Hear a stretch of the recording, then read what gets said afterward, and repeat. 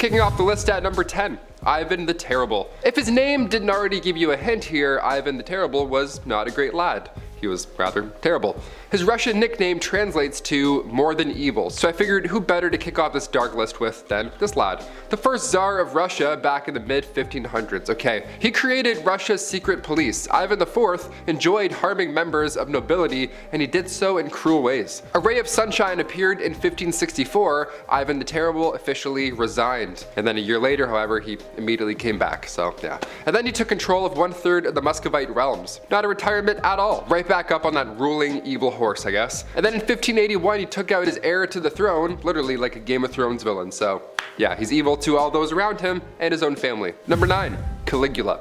Of course we have to include Caligula on a list of evil lads. We've got to go back to ancient Rome for this one, returning the clocks back to 12 AD. The Roman Emperor Nero was already making headlines at this point. He was cruel as well, we'll talk about him later on. But then in comes Caligula to change the game in a weird and also cruel way. He loved spending money and showing off. He once had a 2-mile long boat, like a floating bridge, just so he could gallop back and forth on his horse. And then everyone was looking and they're like, oh great, cool horse and cool bridge guy. We're all so hungry. He would also order his troops to do odd things, like go into the sea and collect as many seashells as possible. Like that's something you do if you're 7 years old. You're like, I want all the seashells now. And they're like, you bet. And they collect them. They're like, why do we listen for hints? Why are we doing this? He then built a fancy house for his horse in Citadus. Yeah, not a dog house, not like a shed, like a fancy, rich palace. Why, you ask? Well, because Caligula was on his way to appointing said horse into the high office. Yeah, Caligula was taken out sadly before this officially was completed, but he was very close to having his horse in the office of consul.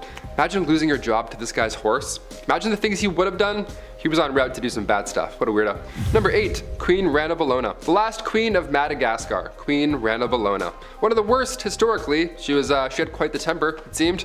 She was born in 1788 and she ruled over the kingdom for 33 years in total. She's remembered as cruel, violent, and would often choose, violence first in order to preserve independence over the island. She's known as the most ruthless queen in history. After the death of her husband, she went mad with power almost instantly. In the late 1700s, King Adrian originally brought peace to the lands, but naturally there were traditionalists who opposed him. That's not new, that's, we've seen every medieval show. There's people who aren't on board. The king's uncle at one point tried to take him out, but a local warned the king beforehand. And that king repaid said local by adopting his daughter, Ranavalona, and now she had to marry his son, Prince Radama. Now when said prince was alive, they didn't even get along. And come 1810, the king passed away, giving Ranavalona the promotion of a lifetime. But rumor has it, of course, is that Ranavalona poisoned the king.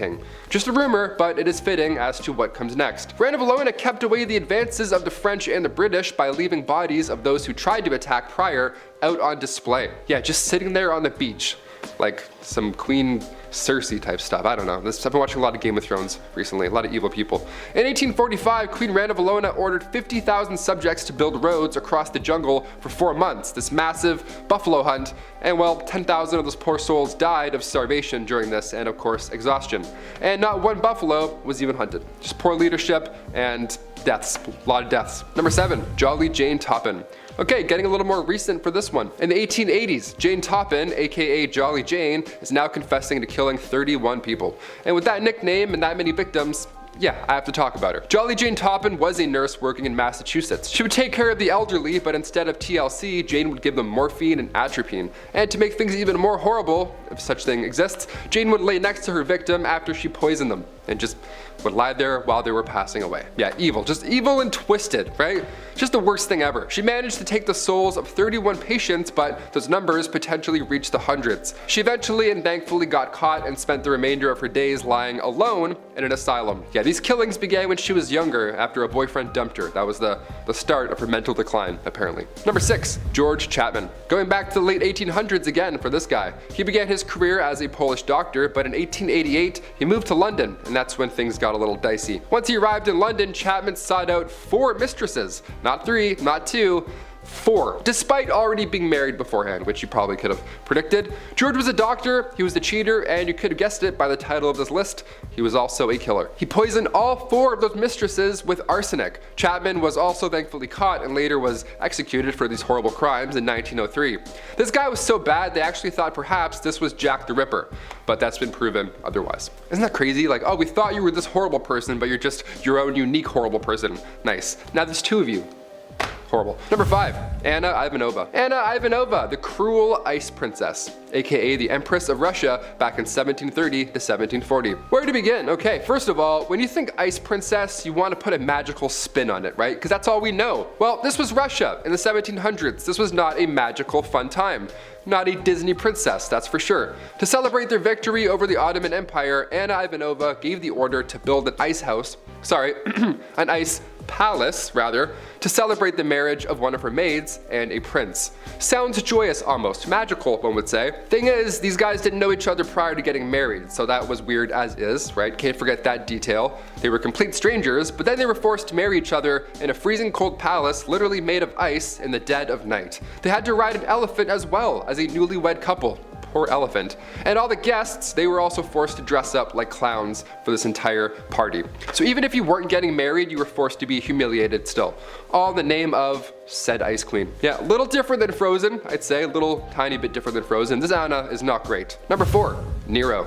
Yeah, we gotta mention Nero. If we're gonna talk smack about Caligula and his high horse, literally, we gotta include Nero. This was ancient Rome back in 68 CE. Nero Claudius Caesar Augustus Germanicus. He burned down Rome. That's pretty bad. That's memorable, I'd say. Dare I say, even more memorable than a horse palace. It's a messed up family, okay. Nero was heir of the Emperor Claudius, the 5th Roman emperor. He wiped out his entire family in horrible, different, unique ways, dare I say. And historically, it's believed that Nero lit the fire that burned down Rome. But he made it look like the Christians did it. Once all was lost in the empire, Nero took his own life. Yeah, just all bad. Just bad leadership, bad Caligula and his horse, Nero, everything's burning. Rome was not pleasant, not a pleasant time. They had aqueducts and horrible history. Number 3, H.H. Holmes. His fascination with medicine began at a young age. He used to perform fictional surgeries on his stuffed animals, always a red flag, awesome. H.H. went on to medical school, and shortly after finishing, he began killing people in order to steal their property. He then built himself this massive, terrifying custom house that he had to build to include things like secret passages, trapdoors, soundproof rooms, doors that locked from the outside with like gas jets on the inside. He even had a kiln to cremate his bodies. Is he the devil? I would say worse than the devil. I'd rather make a deal with the devil than meet H.H. Holmes any day, literally. Holmes gets close with women in order to take control of their finances and then later kill them, but he would also require his employees to fill out life insurance policies that named him as a beneficiary. Some of the bodies he even ended up selling to medical schools. How gross is that? Eventually, he was found out, nice, he was caught, and then sentenced, of course, to death. Not nearly enough times. It isn't exactly known how many victims he had, but it's thought to be somewhere over 200. Number 2, Elizabeth Bathory. The Hungarian noblewoman was everything but. Yeah, back in the late 16th century and even in the early 17th century, Elizabeth would meet young peasants and ask them to come work at her castle, right? This is a good day for peasants. She promised them a high-paying job as a servant. That's a way better deal than being broke outside of the castle, so many times, if not all the time, these poor folk would come back with her. When they arrived to the castle, that's when things would change. That's when the tone would kind of shift. She would then brutally harm them. She would trap them, torture them, really just all the worst of the worst. And then finally, once she was bored or ready for the next house guest to arrive, she would finish them off. The number of fatalities here is somewhere around 80 peasants, but historically that number has also gone up to 600 in some accounts. So 80 to 600. Okay, come 1611, things changed. She was locked up in her own castle with barely any sunlight. Nice. She was feeling the weight of her actions. Hopefully, she was learning a few lessons here, but 4 years later in 1614, she passed away. Yet next to Vlad the Impaler, she's been a large inspiration behind Bram Stoker's Dracula. Yeah, that's bad. That's really bad. Number 1, Mao Zedong. Okay, getting into some pretty high numbers here. The dictator of China from 1943 to 1976. Mao Zedong. He had this vision one day that China would be this superpower, this super country, and in order to do so, he tried to reshape China's economy and turn it into an industrial one. From 1958 to 1962, the Great Leap Forward policy ended up leading to the deaths of around 45 million people. This makes the Great Chinese Famine the largest in human history. Again, this is also an estimate. The deaths were somewhere around 30 to 60 million.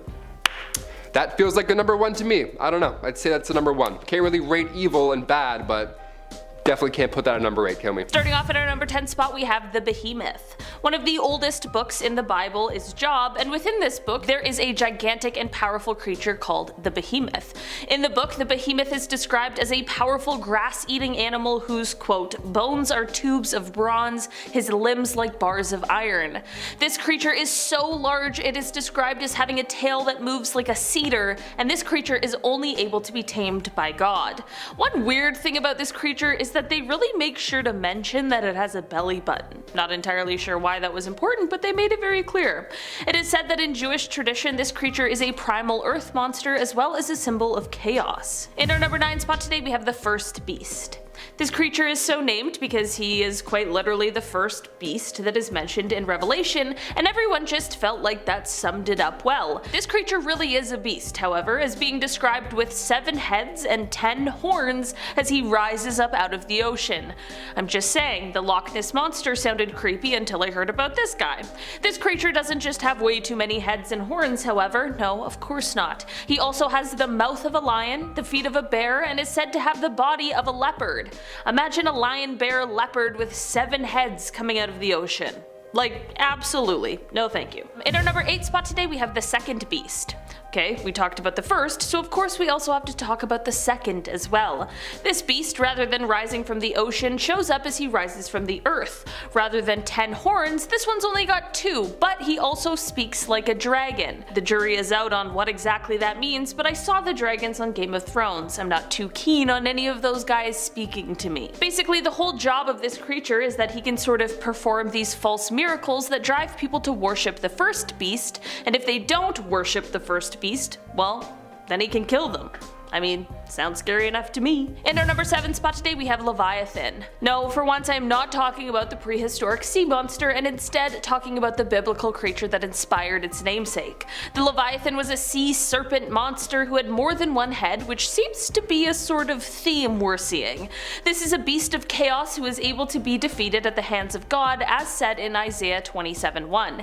In that day the Lord will punish Leviathan, the fleeing serpent, with his fierce and great and mighty sword, even Leviathan the twisted serpent, and he will kill the dragon who lives in the sea. Many people believe that the many stories of the Leviathan that are seen in the Bible are actually what inspired the tall tales and legends of a sea serpent monster. In our number 6 spot today we have locusts.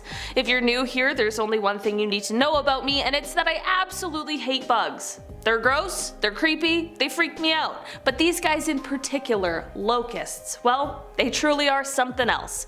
In Revelations 9:3-10 it reads, "Then from the smoke came locusts on the earth, and they were given power like the power of scorpions of the earth. They were allowed to torment them for 5 months, but not to kill them, and their torment was like the torment of a scorpion when it stings someone.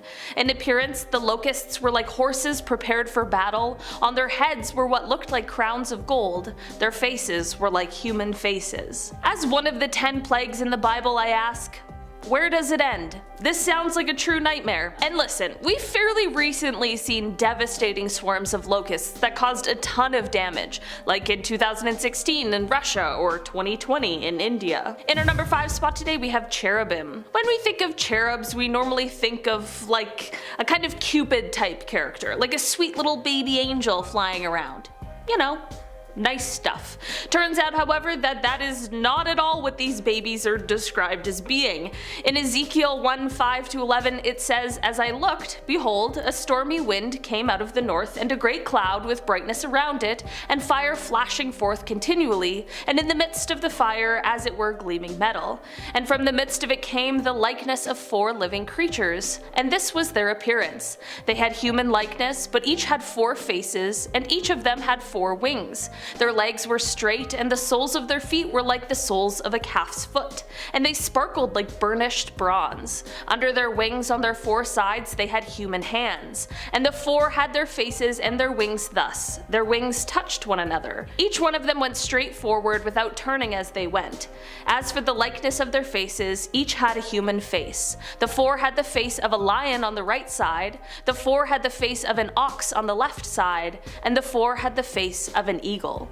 Such were their faces. I'm not sure where we got the flying baby idea from, but honestly it seems to be a lot better than whatever those creatures would look like. In our number 4 spot today we have giants. I don't know about you, but anything just exceedingly large, I personally think would be terrifying. There are tons of mentions of giants in the Bible, with the most famous probably being Goliath. Samuel 17:1-58 says, "And there came out from the camp of the Philistines a champion named Goliath of Gath, whose height was 6 cubits and a span. He had a helmet of bronze on his head, and he was armed with a coat of mail, and the weight of the coat was 5,000 shekels of bronze." There is even the mention of the Amorites, a race of giants, 80 different times. People who study the Bible estimate that the heights of these guys would have been somewhere from 6 to 30 feet, but some mentions claim that these giants were as tall as cedars, which could make them somewhere from 50 to 100 feet tall. Either way, it's safe to say they were towering and terrifying. In our number 3 spot today we have dragons. I already mentioned the Game of Thrones dragons on here, so really, need I say more? Dragons are mentioned several times in the Bible, and they're actually thought to be a creature that came from crocodiles. Dragons are a terrifying piece of mythology seen in many different ancient texts and cultures, which begs the question as to how and why. Well, many people think that dragons just might be an attempt at giving an explanation to dinosaur fossils that could have been found at the time. At the end of the day, it probably would have been more shocking if these creatures weren't mentioned at all, considering how they were a part of mythology at the time. In our number 2 spot today we have the 4 beasts. We had the first and second beast, and now we have the 4 beasts. I mean, come on, these names are starting to get a little confusing, but to be fair, these beasts are certainly ones that are hard to forget.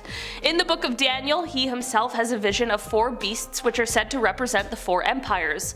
All 4 of them emerge from the sea and are full of destruction and chaos. They run amok with power, leaving violence in their wake, but alas, they eventually pass from the earth.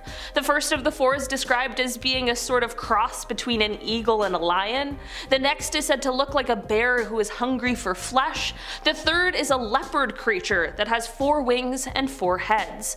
The final beast is definitely the most terrifying of all, and is actually said to be the destroyer of the world in the vision that Daniel has.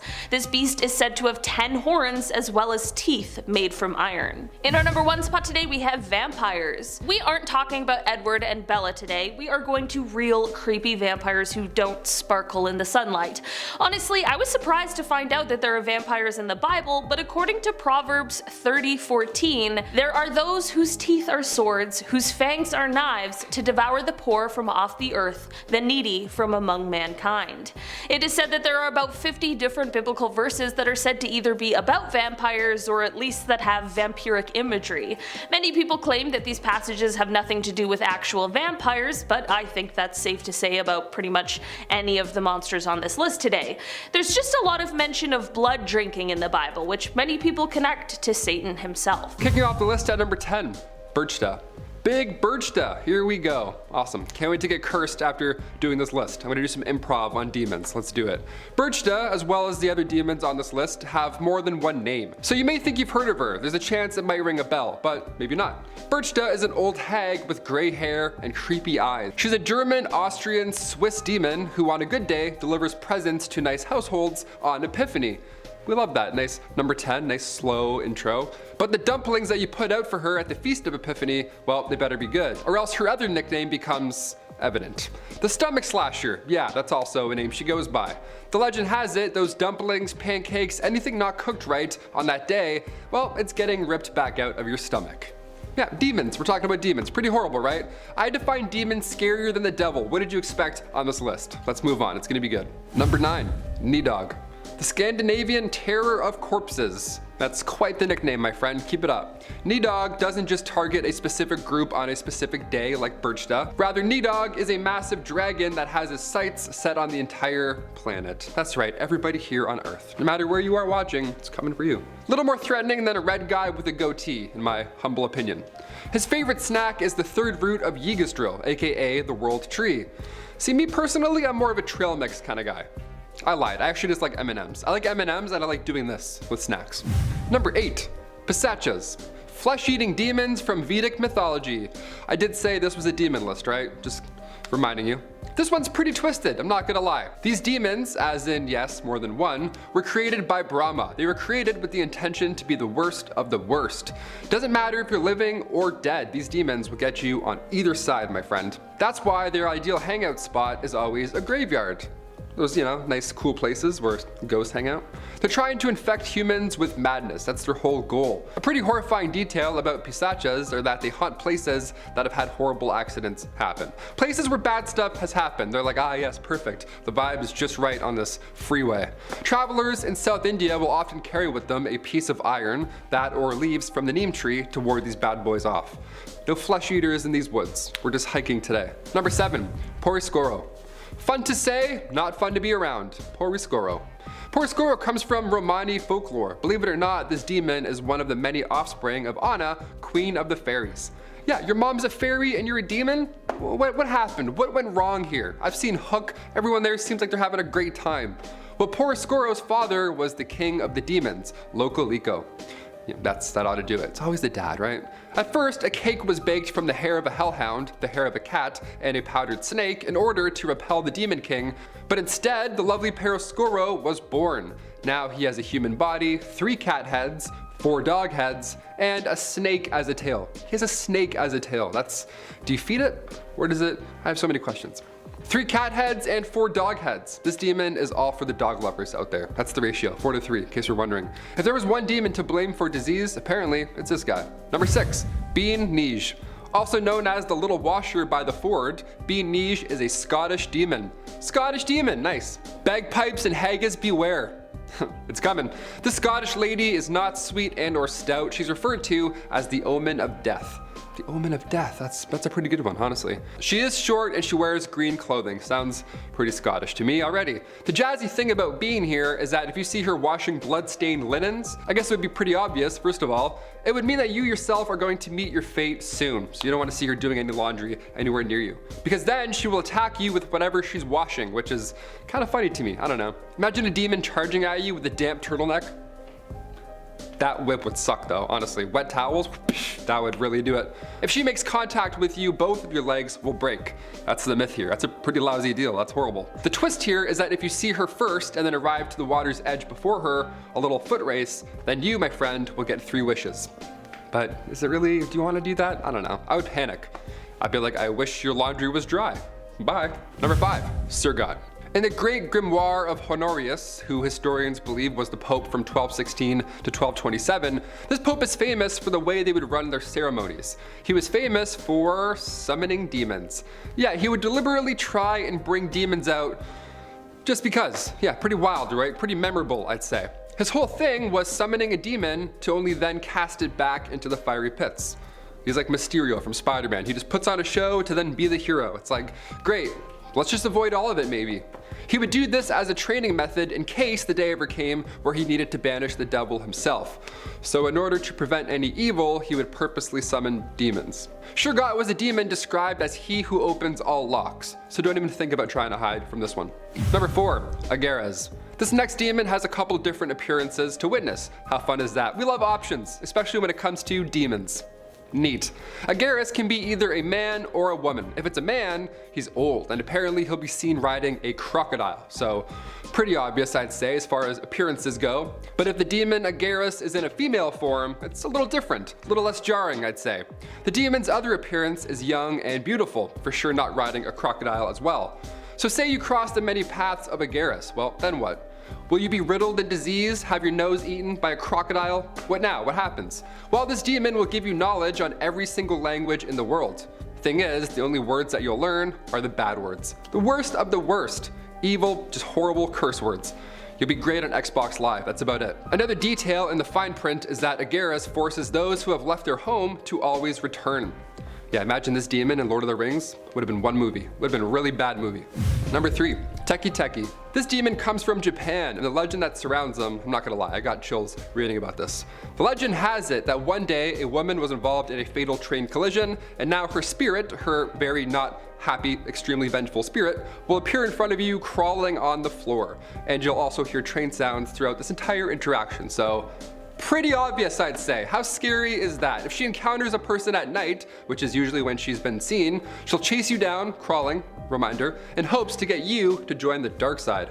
She's often seen with a scythe, you know, those Grim Reaper scythes. I just like saying scythe. And she's often seen around train stations again at night. So if you hear a train and you're hanging out, just double check that the trains are still running, you know? You never know who's behind you. Crawling with a scythe. Number 2, Kushiel. You've heard about this one before, I'm sure. He's popular when it comes to demonology. You know, we all read up on demonology on the weekends, apparently. That's what this list is for. Kushiel is one of the electors of hell. He's got his own supervision at all times, the Archangel Raphael. Not to be confused with Leonardo. Kushiel is one of the 7 planetary demons. He's the demon of Saturn. His current residence is the depths of the Earth's bowels. But the only way he'll make a guest appearance at your next Halloween party is if you invoke his name 3 times, and you have to have a magical circle as well. So if you know any gemstone girls on Instagram, keep them close by. Keep them around till October. You might need them. Never know when you might want to summon Kushiel from the bowels of Earth, you know? He sticks out in a crowd. This one, he's tall, he's buff, he's got red skin and 4 horns on each side of his head. Yellow eyes as well, just to top this whole picture off. His human form is handsome, but only 3 feet tall, so you may actually miss him this time around. He can make those who summon him rich, and the good news is that he doesn't have a lot of disdain for humans. That's cool, I guess, in this sense. Again, since he's a literal demon from hell, there's always a catch. You can't be worshipping any other god. Yeah, no holy entanglements here, pal. Pick a lane. I said this guy's name like 5 times, so I'm for sure screwed. And finally, number 1, the Banshee. Make you scream like a banshee. What does it even mean? Who is a banshee? Who is this? Besides an awesome car in Los Santos, of course. The banshee is Ireland's most well-known dark spirit that roams the countryside, just, you know, lurking, just waiting around until, you know, death makes an appearance, as we all do. That's right, she doesn't actually inflict the horrors this time around, she just screams, which is definitely helpful. Her presence is said to foreshadow the arrival of death, so you really don't want to see her ever. She often appears as a woman with long flowing hair, wearing, again, a green dress, with a gray cloak over her head, with eyes that are red from, you know, crying her entire life. Like a girl who got abandoned at prom, just all red, all bad. Some accounts report the Banshee as an old woman with, you know, dirty teeth and all that jazz with long fingernails, kind of like the Hag, so, you know, be original, I'd say. You know, shave it off, have a mohawk. I don't know, now I'm riffing about devils, this is not good. Some just have strong ties to family and a desire to continue looking over them. Honestly, after this list of names and demons and stuff, I'm for sure screwed. I would say, if you want a part 2, comment down below, but I don't think I'm gonna be here for a part 2, honestly, I'm not gonna lie. Kicking off the list at number 10, Luigi Lucchini. Back in the late 1800s, the Empress Elizabeth of Austria was sadly taken out by a man named Luigi Lucchini. He wasn't a royal, he wasn't a long-lost son, he wasn't hired help, nothing like that. He was just somebody who wanted to attack a royal. Any royal, for that matter, just didn't, no reason at all. He didn't have anything against Empress Elizabeth per se, but come September 10th, 1898, he took the Empress's life. In his own admission, Luigi stated he had nothing against the Empress on a personal level, but what had really happened that day was Luigi had intended on taking the life of the Duke of Orleans. But Luigi arrived too late in Geneva, and the opportunity to do so had passed. He looked at a local newspaper then, saw Elizabeth, found out where she was staying, and then just waited for her to leave the hotel. Just like that. That is so scary. People are insane. That is just number 10. Number 9, Olga of Kiev. This one also feels like it's from Game of Thrones. Not much is known of the Ukrainian royal, but back in 903 AD, her ruling began. And history was never quite the same. Her husband was the soon-to-be Igor, ruler of the Kievan Rus. Come 945, the Drevilians prevailed and took out the king, leaving one Olga in charge. An angry, heartbroken Olga, that is. The Drevilians actually told Olga at this point to marry their own prince. They were adding insult to injury. How rude is that? So Olga said, sure. Yeah, let's do it. Send 20 men to talk about this arranged marriage, and let's do it. Let's get planning. You 20 go wait in the bathhouse, and we'll talk shop soon. So when the men arrived, she then locked the doors on said bathhouse, and then they never left. There's a lot of fire, really bad stuff. And that was just the beginning. Olga then invited 5,000 Drevilians over for a feast. Once everybody drank more than enough, she straight up wed-weddinged her entire company. It was awful. This was the same lady who promoted Christianity in history. She was a literal saint. Historically, we refer to her as a saint. How crazy is that? I mean, you know, war history and stuff, obviously times are different, but like this is dark. To physically do that to that many people is dark. It's all dark. History is dark. Everyone sucks. Number 8, King John of England. We've heard of Richard the Lionheart, but his brother, King John, not a pleasant fellow by any means. He was a pretty brutal king. He turned his back towards his family and friends and, of course, the country. His reign began in 1299, and by the time it ended in 1216, the country was screwed. It was pretty much bankrupt at that point. And that was the least of your concerns, though, if you knew King John personally. He had 12 illegitimate children, but afterwards he had all of their relatives and family taken out, just eliminated, just like that. If you looked at him the wrong way, you're going to jail. King John loved imprisoning people. He was so bad as a ruler that Robin Hood was actually inspired from his days of ruling. Yeah, we created myths to combat this maniacal ruler. He declared war against France, he stole from the church, he then ordered all clergy to leave. And in horrible historical fashion, Jewish people were also horribly singled out, and they had all their belongings stolen, and then they were then imprisoned, or worse, brutally punished. All for nothing. All because this clown was born.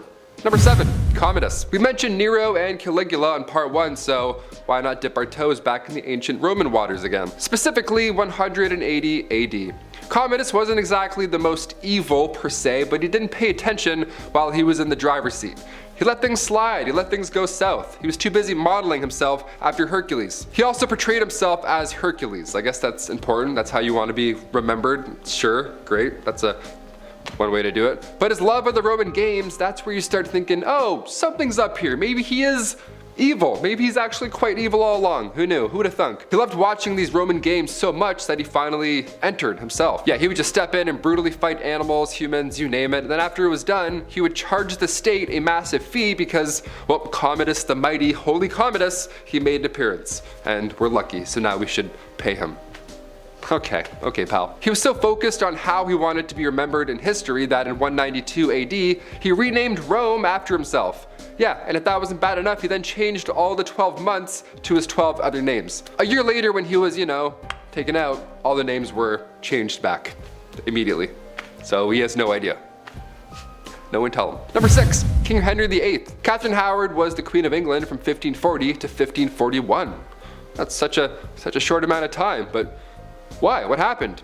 Well, Catherine Howard was the 5th wife of one King Henry VIII, cousin to Anne Boleyn, referred to by King Henry as his rose without a thorn. And he just gave her all the gifts. Just at 19 years old, here you go, everything you want, boom.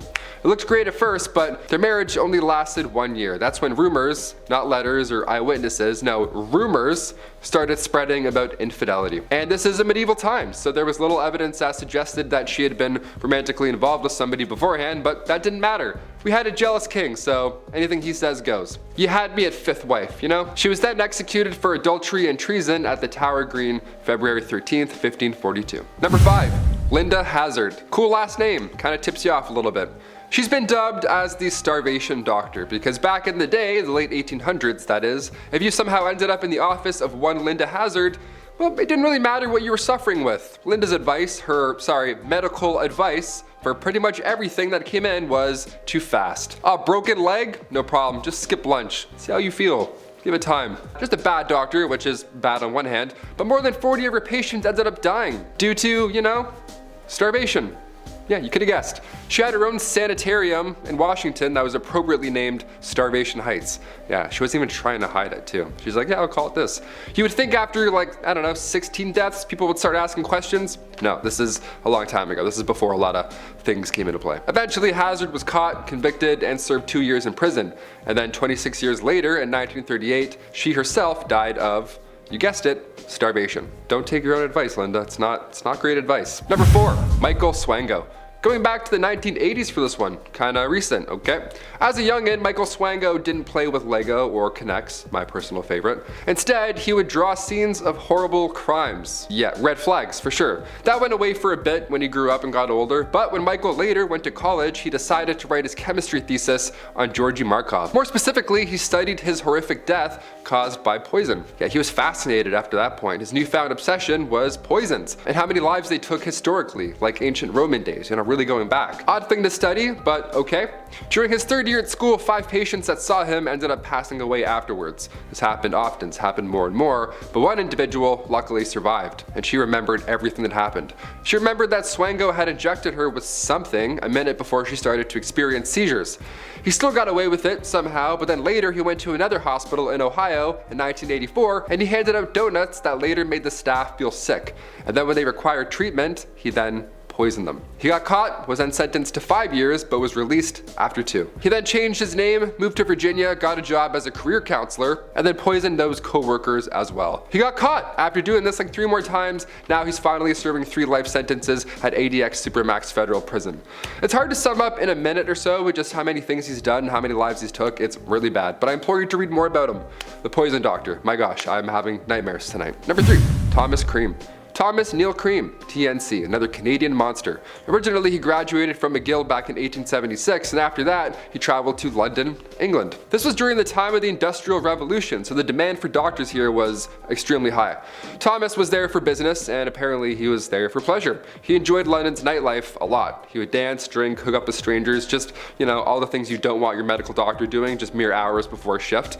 But on November 15th, 1892, there were thousands gathered outside the Newgate prison walls, eagerly awaiting the execution of one Dr. Thomas Cream. Well, now he's referred to as the Lambeth Poisoner. If you had the misfortune of seeing this doctor as well, odds are he too would have tried to poison you. Just because. Yeah, poison doctors, how common are these guys? He actually did get caught once. He was convicted of poisoning a woman. He was given life in prison, but apparently it's all about who you know. His brother bribed the governor of Illinois, so he poisoned 5 more people in London before eventually getting arrested again, and then finally executed, this time for a crowd. Number 2, Elizabeth Wettlaufer. The scariest people are the ones who abuse their power. Doctors, evidently. Historically, there have been some pretty evil ones. Elizabeth Wettlaufer is one of the worst, hands down. She was once a nurse at not one, but several long-term care facilities in southern Ontario. Really hitting close to home with this one.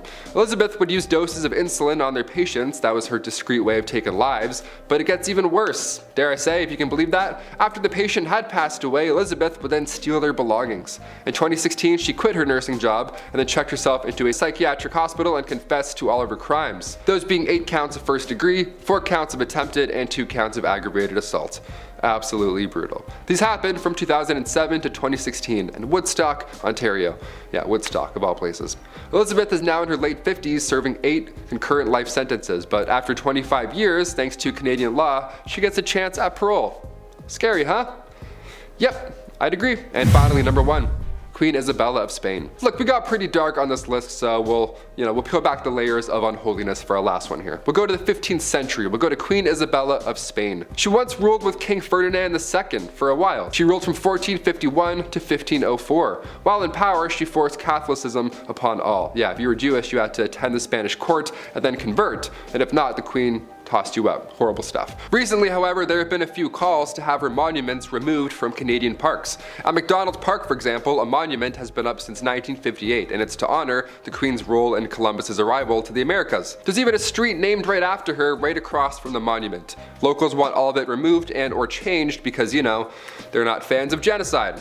These changes are actively being made throughout Canada right now, which is nice to see. Ryerson University recently changed its name to Toronto Metropolitan University because of Edgerton Ryerson's previous ties with Canadian residential schools. So it's happening. Slowly but surely, changes are happening. Kicking off the list at number 10, the Bloody Benders. Not to be confused with the Peaky Blinders, although those lads are also trouble. The Bloody Benders, they too were a tight-knit family from the 1800s. The Benders were born and raised in Labette County, Kansas. Parents John and Elvira, with their son and daughter, John Jr. and Kate.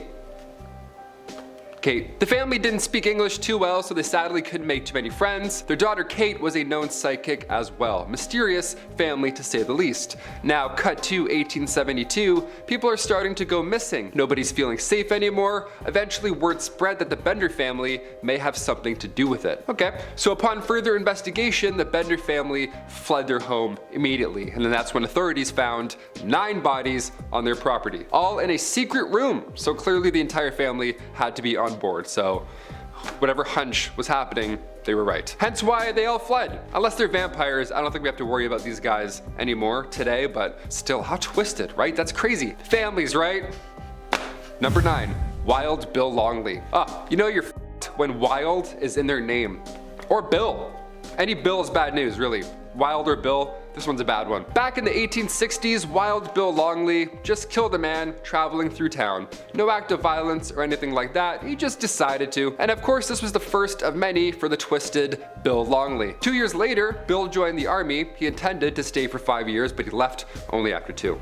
As soon as he got back home to Austin County, he killed another man. for seemingly no reason. And then he took out his childhood best friend for, again, reasons unknown. And then he left town entirely. Cut to 1876, he killed 2 more people, shocker. And finally, come 1877, he was arrested and finally executed. His name was unspoken until 1958. That's when actor Steve McQueen portrayed Wild Bill Longley in a Tales of Wells Fargo episode. Pretty dark. People are I don't even know how to say anything funny. I'm like, yeah, part 3, people are pretty messed up. Number 8, Jack the Ripper. We've heard his name for many years, but who was Jack the Ripper and just how bad was he? Spoiler alert, he was pretty bad. He was horrible, one of the worst. When talking about serial killers, Jack the Ripper is still unidentified. He would target sex workers in East London neighborhoods back in the late 1800s. He has been connected to 5 killings, and after thorough investigations, he was still never found. His identity is still unknown. It's one of those true crime stories where it makes you mad that we didn't find him, but at the same time,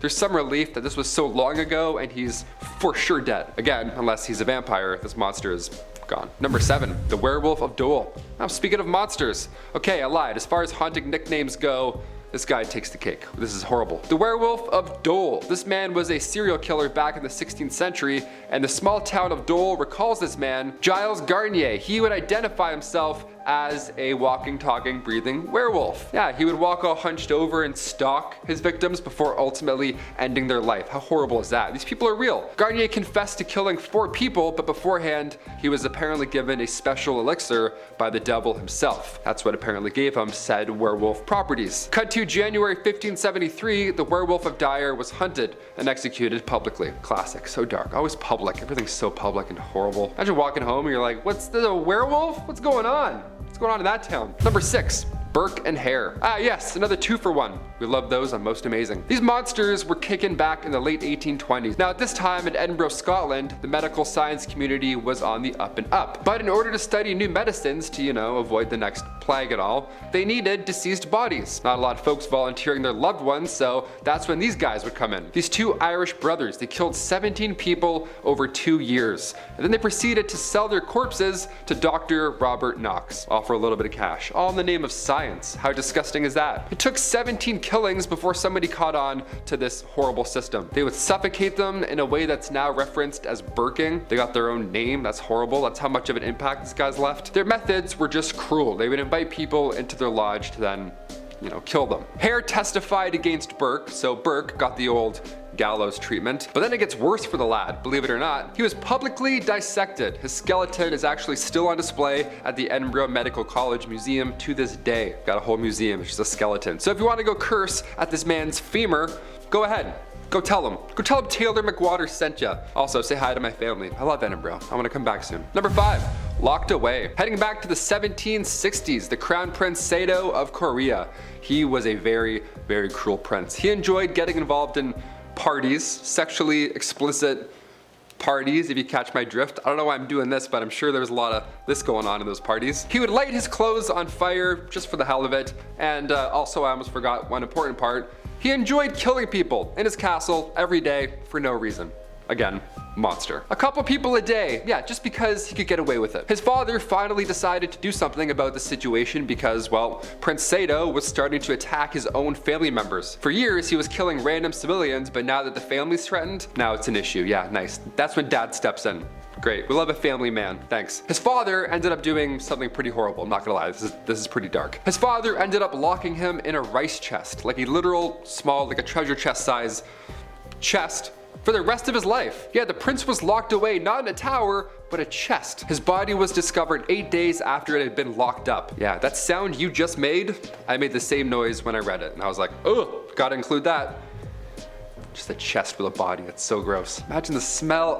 Let's move on. Number 4, Julia Tofana. Aqua Tofana was a cosmetic that was sold to women in the early 1630s. Now, it was a cosmetic that doubled down as a poison. A secret poison. The origins of said deadly cosmetic that was sold and responsible for around 600 deaths is pretty wild. Back in 1632, 2 women, Francesca Lasarda and Teofana Diadamo, they both created this poison that looked like makeup, right? So that when their husbands kissed them on the cheek, they would then be poisoned through skin contact and they would never know it, right? Eventually, Teofana was caught and executed for her crimes, but her recipe her recipe carried on through her daughter, Julia Tofana. She took this deadly recipe to Rome and then kept manufacturing it. Over 50 years, she took out more than 600 people with this recipe. She confessed to these hundreds of crimes in 1695 before also being publicly executed. Inside this cursed cosmetic was arsenic, lead, and belladonna, all colorless, tasteless, and historically one of the deadliest. I'm never kissing anyone on the cheeks ever again.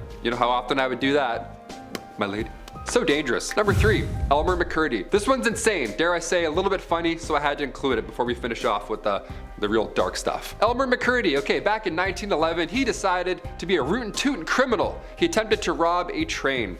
Yeah, what a monster, right? Not like the worst of the worst, but still wouldn't recommend it, okay? Unbeknownst to him, said train was not full of gold back in the 1900s. It wasn't a gold rush, but it was rather full of passengers. So he collected a whopping $46, which honestly back then wasn't bad. But then he was quickly shot by a lawman. This is when things start to get insane. This is why I have to include it in our list today. Elmer's body was embalmed and then sold to the undertaker and then sold to this traveling carnival. His body was an exhibit almost. And for the next 60 years, his body, this prop rather, was passed around and sold between haunted houses and wax museums. They would tell the story that I just told you. Now eventually the guy's body, his real body, mummified body, don't forget, ended up in California at an amusement park funhouse at Long Beach. So now, come 1976, there's a crew there filming for the $6 Million Man. And that's when Elmer's finger broke off, revealing that it was an actual real-life mummy and not just a prop this entire time. Yeah, what a find. They went to film the $6 Million Man and ended up finding the $46 man.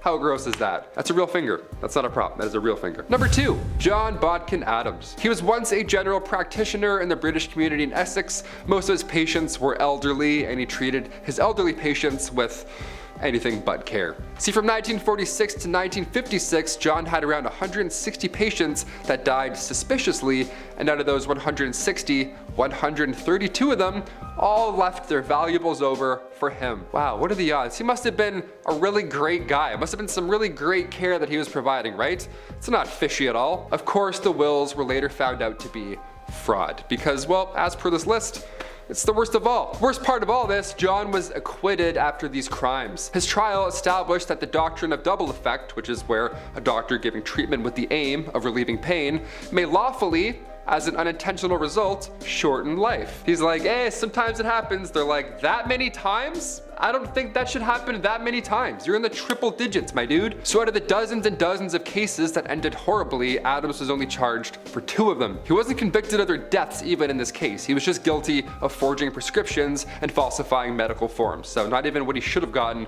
for the 2 out of the hundreds. He even reopened his practice, but this time around, patients avoided him. Yeah, no one ended up talking to that guy. That's insane. That's where the law comes in and then makes a horrible situation even worse. You're like, really? And finally, number 1. The Lane's Angels of Death. Gotta finish on this horrible foreign one, here we go. Since we're closing off this part 3 on real people scarier than the devil, we have to mention the Lane's Angels of Death. Yeah, were they a motorcycle squad from the 80s? Were they cool and had big mustaches? No.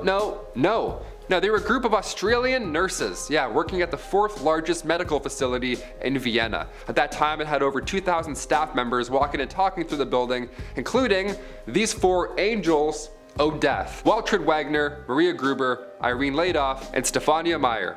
All nicknamed the Angels of Death. What a nice little squad, cool. They were responsible for taking the lives of 49 patients, monsters. They would use doses of morphine. They were this disgusting squad of nurses, but eventually they couldn't keep their mouth shut about their wrongdoings, and thankfully someone overheard them talking about their latest crime one night at a bar, so they were caught. And then in February 1989, all 4 were arrested as they all confessed to the killings. 2 of the 4, Meyer and Gruber, they got lighter sentences. They got manslaughter and were released a few years later, so oh, okay. And then cut to 2008, the other 2, Wagner and Ladoff, the big bad worst 2, dare I say worst 2 of the bunch, they were also released and have since changed their name. Friendly reminder that they're still out there. Awesome. Starting off in our number 10 spot, we have the cockatrice. These creatures are mentioned a few times in the Old Testament, and they are definitely interesting creatures. They're essentially half rooster, half snake. I don't know why they loved mixing animals so much together, but there seems to be some sort of a theme. They're said to be born from the eggs of a rooster, which I'm pretty sure roosters don't even lay eggs because that's hens, but that's not even the wildest part, as this egg is said to be hatched by a serpent. These creatures are said to be able to turn people, animals, and plants to stone just by looking or even breathing at them. It's kind of like the Medusa of the Bible, I guess. In our number 9 spot today, we have werewolves. Werewolves are terrifying outside of the Bible, and honestly I didn't even know that they were in there. It turns out werewolves are one of the world's oldest monsters, and the fear of man turning into wolf-like creatures came long before the times of the Bible. That makes a lot of sense as to how and why these creatures ended up being mentioned in the Bible. I mean, it only makes sense that they would write about the relevant monsters at the time, but what is interesting is that they are never mentioned quite by name and instead just described through like different kinds of imagery. In Daniel 4:33, while talking about someone who fled into the wilderness where he lived like an animal, it says, quote, "He was driven from among men and ate grass like an ox, and his body was wet with the dew of heaven till his hair grew as long as eagle's feathers, and his nails were like bird's claws." Sounds pretty werewolfy to me. In our number 8 spot today, we have the seraphim. These creatures are ones that appear in the book of Isaiah, and their name translates to burning ones. That's bad enough, but when you find out that they are flying serpents, things get even weirder and more unbelievable. These creatures, despite their terrifying appearance, are the highest ranking celestial being in the hierarchy of angels. So the good news is there are creatures on this list who are doing worse things, but the way these guys look, it's really just not what we think of when we think of angels. These burning flying snakes don't just have one set of wings and instead have 6 wings sprouting from their backs. Only one set of wings is used to fly, while the others are for covering their faces and feet. They are said to just fly around telling God how great he is while using their other wings to hide their faces and feet because they feel as though they are unworthy of looking at God and they don't want him to see any of their imperfections. In our number 7 spot today, we have Abezethibou. This fallen angel is described in the Testament of Solomon and is said to be one of the angels that followed Beelzebub upon his fall from heaven. He is the sin of pride and is known for his ability to lead people astray. He is most easily summoned in the month of July, so coming up quick, during the 5th hour of the night. After his fall from grace, he was left with only one red wing and was condemned to hell. He is said to have control over the imprisoned souls of Tartarus and plays a primary role in the demon world. He himself claims that he was once an angel in what is referred to as the first heaven, and after his fall he began to roam Egypt. During his time in Egypt, he met with Moses and the Israelites during the Exodus and opposed them. This is when he decided to harden the Pharaoh and his advisors' hearts and convince them to pursue those who were fleeing. He went with the Egyptian army in pursuit of the Israelites, but the collapsing Red Sea crushed and drowned him, which left him imprisoned in a pillar of water. Despite being trapped, Beelzebub says that he will one day return for conquest. In our number 6 spot today, we have unicorns. Did you know that unicorns are mentioned in the King James translation 9 times? That's honestly more than a lot of the creatures on this list. Some believe that these mentions of unicorns might actually be a reference to aurochs, who are a distant, extinct relative of modern cows, but either way, there is one passage that gives us a little insight into these creatures, and that is Isaiah 34:6-7. "The sword of the Lord is filled with blood, it is made fat with fatness, and with the blood of lambs and goats, with the fat of the kidneys of rams. For the Lord hath a sacrifice in Bozrah, and a great slaughter in the land of Idumea. And the unicorns shall come down with them, and the bullocks of the bulls, and their land shall be soaked with blood, and their dust made fat with fatness." In our number 5 spot today, we have the Nephilim. These creatures are definitely more mysterious in nature than some of the others on this list, and while there are some things regarding them that people can't quite agree on, one thing we know for sure is that they are large and they are strong. Some believe that these creatures are giants, while others believe that they are the hybrid sons of fallen angels and humans, and some even believe that they are extraterrestrials. So, safe to say there's a fair bit of debate. They are mainly mentioned in Genesis 6:1-4. When people began to multiply on the face of the ground and daughters were born to them, the sons of God saw that they were fair, and they took wives for themselves of all that they chose. Then the Lord said, My spirit shall not abide in mortals forever, for they are flesh, their days shall be 120 years. The Nephilim were on the earth in those days, and also afterwards, when the sons of God went into the daughters of humans who bore children to them. These were the heroes that were of old warriors of renown. In our number 4 spot today we have the Ophanim. So these creatures just in general are very strange. They're actually the wheels that are seen in Ezekiel's vision of the chariot, so they're like creatures but also wheels? It's a weird one. One of the Dead Sea Scrolls classifies these guys as angels, but there are sections of the Book of Enoch where they are classified as celestial beings who never sleep and instead guard the throne. So while these creatures aren't necessarily terrifying in their actions, they're definitely creepy as heck in their appearance. They are called the many-eyed ones for a reason. It is said that these wheels have 4 faces and way too many eyes. Imagine having to ride in that chariot. Like, that's just absolutely terrifying and kind of uncomfortable. No thanks. In our number 3 spot today we have Raphael. Raphael is one of the true archangels and is the 4th oldest of the 5. He is a powerful healer, a guardian angel, and a great fighter, so you might be wondering why he landed a spot on today's list. Well, there's just one story in particular that I really want to talk about, and that story comes from the Book of Enoch. In this story, Raphael is in a battle with the demon Azazel. Raphael is able to defeat the demon, but decides to subject him to a fate worse than death. The story writes, "Bind Azazel hand and foot and cast him into the darkness, and make an opening in the desert which is in Duadel, and cast him therein, and place upon him rough and jagged rocks, and cover him with darkness, and let him abide there forever, and cover his face that he may not see light. And on the day of the great judgment he shall be cast into the fire." If that wasn't clear enough, which, let's be fair, it probably wasn't, Raphael tied this demon up, buried him alive in a hole full of rocks in the middle of the desert, where he just now gets to wait until he can be thrown into a fire and burned alive. Gotta say, it's really dark. In our number 2 spot today we have Lucifer. I know that many people interchangeably use the devil and Lucifer as if they are words for the same thing, but it's kind of like how Amber Heard used pledge and donate synonymously. They can mean the same thing, but they don't always. And today we are talking about Lucifer as a separate entity. Lucifer was an angel before he fell from grace. In the book of Isaiah it says, "How art thou fallen from heaven, O Lucifer, son of the morning? How art thou cut down to the ground, which didst weaken the nations?"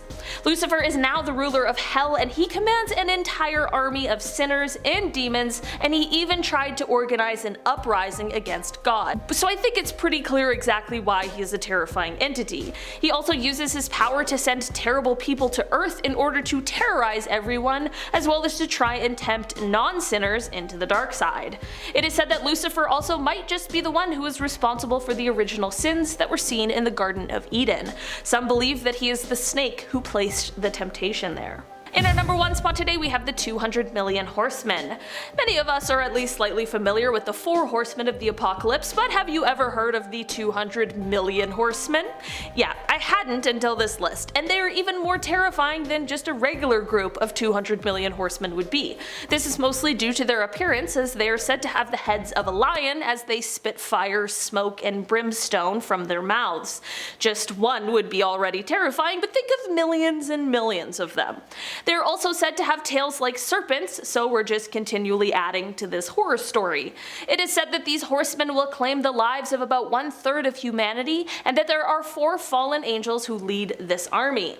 So yeah, I'm sure it goes without saying, but this is definitely a group we should all strive to stay away from. Starting us off at number 10, we have cherubim. So you know those adorable little chubby babies you see floating around in old Renaissance paintings? Those are cherubs, right? Apparently wrong. It seems like old painters took some creative licensing and decided to draw a much cuter and watered down version of what we actually see in the Bible. Instead of little cupids in the Bible, cherubim are described as being human-like, but with some rather disturbing adjustments. For starters, they are said to have 4 faces. On the front is the face of a human, on the right side the face of a lion, on the left the face of an ox, and the 4th face was that of an eagle, but it only gets weirder. They have human legs, but the feet of a calf. Oh, and the wings. Yes, they have wings, but apparently 2 pairs. One spreading out and upward, the other covering its body, which is apparently also on fire. So yeah, they looked just like people, except they were quadrilateral, had cloven feet, a bunch of animal faces, and were also on fire. I'm just saying, if I ran into this creature, there is no way I'm jumping to the conclusion of an angel. I guess that's why they always tell you not to be afraid, because they look like a living nightmare. Moving on to number 9, Azrael, aka the Grim Reaper. Azrael is the angel that comes and welcomes you to the afterlife when your time has come. Now, you might assume that the scariest part about this angel is that he only shows up when you are about to die, but have you ever wondered why he's always in that long black cloak? Why it is that we never really see what he looks like? That, as it turns out, is by design. This angel refuses to show its true form because it's said just seeing him can drive demons and lower ranking angels to insanity. And if a human sees him,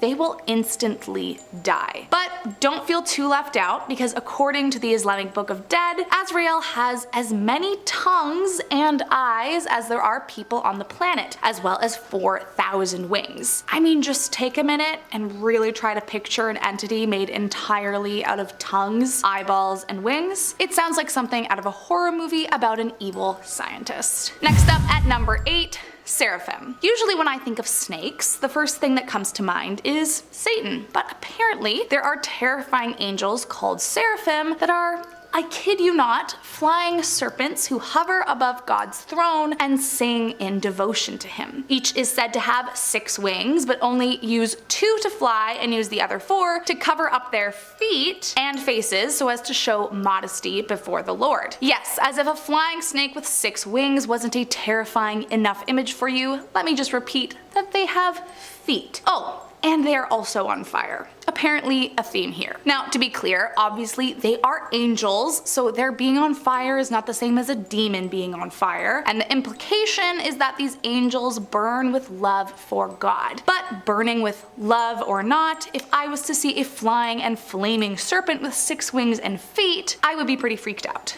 Moving on to number 7, Ophanim. So remember a few points back when I was talking about cherubs and how they're not anything like what we have been told in popular depictions? Well, it actually gets a little crazier. In Ezekiel's version, the cherub doesn't come alone. They have a little buddy that tags along known as Ophanim. Now, these angels are said to be very wise, known as an angel of knowledge, and are meant to guide human beings on the right path by providing them knowledge and wisdom and helping them to apply this knowledge in the practical world. Which, that part sounds great. But these all-knowing beings are described as being interlocking floating gold wheels with a set of eyes covering the outside part.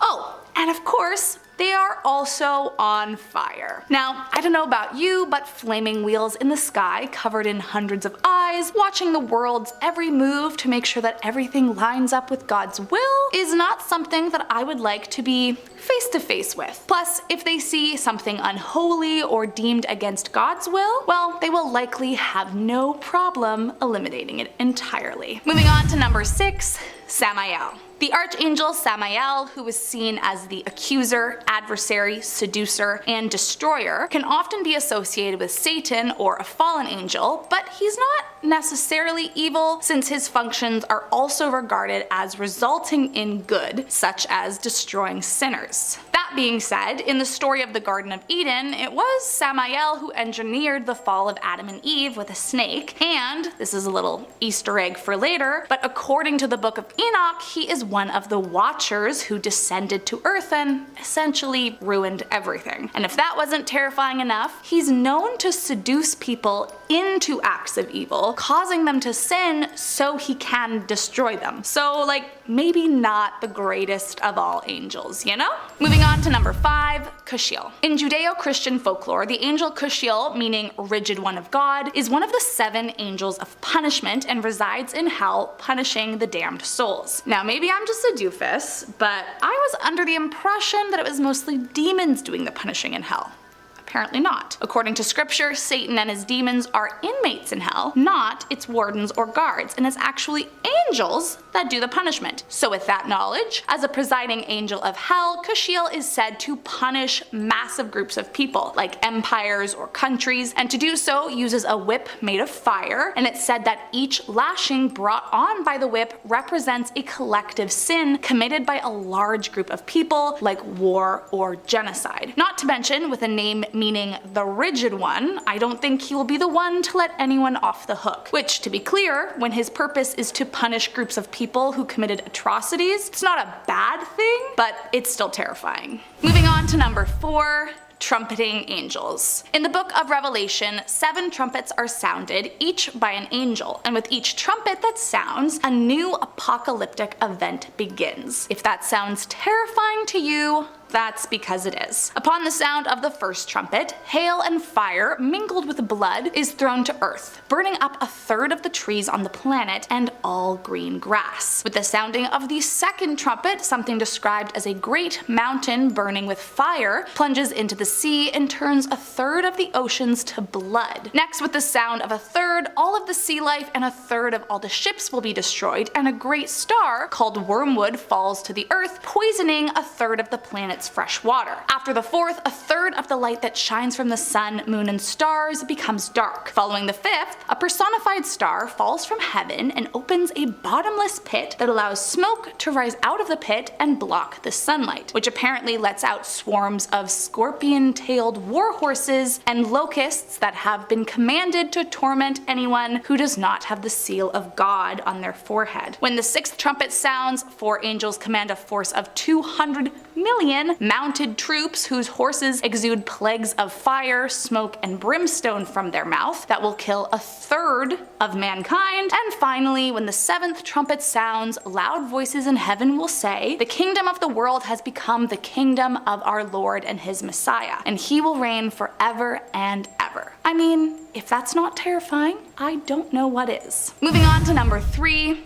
Abaddon. What's interesting about this next one is that there is actually some debate around who Abaddon truly sides with. Described as a destroyer or angel of abyss, some say he's an antichrist or follower of Satan, but in a lot of literature he's seen more as a king sent from God. Generally depicted as a frightening winged creature, Abaddon is said to rule over a bottomless pit filled with an army of locusts who can torment anyone at his command. Which, if we just rewind a second, remember those scorpion-tailed warhorses and locusts that were commanded to torment anyone who does not have the seal of God on their forehead? Yeah, so this angel is the guy who commanded them to do all that. Plus, it's said during Judgment Day he will gather the souls of the damned and carry them down to the place of God's final judgment. So honestly, whether he is a fallen angel or a demon, it doesn't matter to me, because he sounds terrifying no matter what. Moving on to number 2.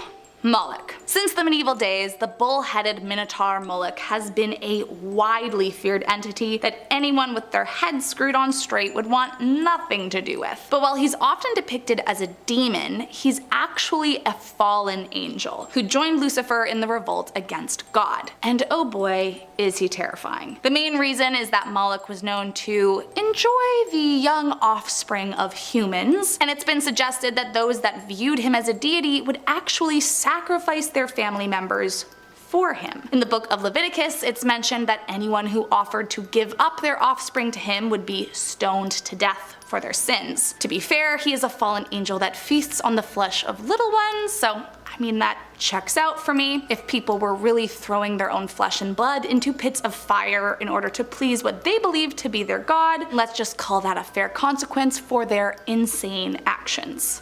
So yeah, a super scary dude. And last up in our number 1 spot, the Watchers. Okay, so as I hinted at previously, according to the book of Enoch, the Watchers were a group of angels who, as their name would imply, were dispatched to earth by God to watch over humans. Seems like a pretty straightforward job, right?